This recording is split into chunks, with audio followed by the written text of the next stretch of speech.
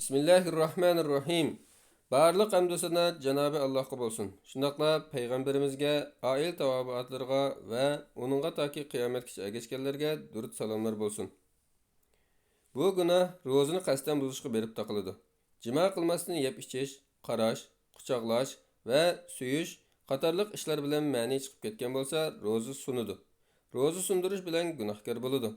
Shundaqla Ramazondan keyin o'rniga qazo roza tutish kerak bo'ladi. Ammo kaparat kelish masalasida olimlar o'rtasida ikki xil qarash bor. Birinchi, kaparat kelmaydi.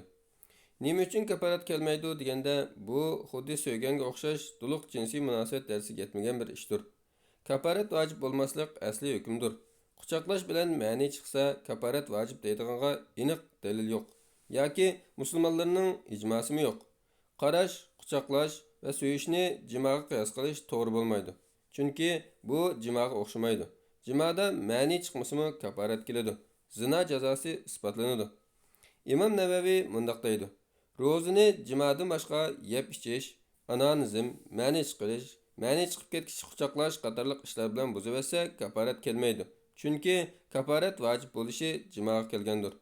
Yuqorqi ishlar jimoning ma'nosiga o'xshamaydi. İkinci qarash kaparat keladi.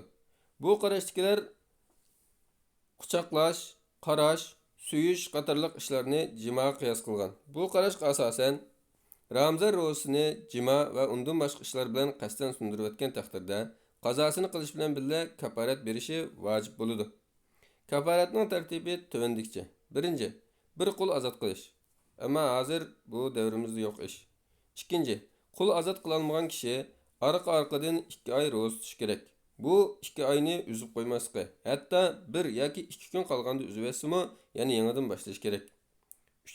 Üçüncüsü, kasallik yoki ojizlik tufaylidan arqa-arqadan 2 oy roza tutilmagan kishi 60 miskinni g'izolantirish kerak. Har biriga o'ttiral 2 vaqt g'izolantirsa yoki ba'zi olimlarning qarshida 1 miskinni 60 kun g'izolantirishi bo'ladi. Uning qimmatini bersimi bo'ladi, lekin imkoniyat bo'lsa 60 miskinni g'izolantirish afzal. Birinchi qarash kuchlik. Qaysi biriga amal qilsangiz bo'ladi. Vallohu alam. Fatvoda doktor Abdulaziz rahmatulloh 2011-yili 4-oyning 25-kuni. Fatvolar majmuasi 1-tom 95-numurliq fatvo.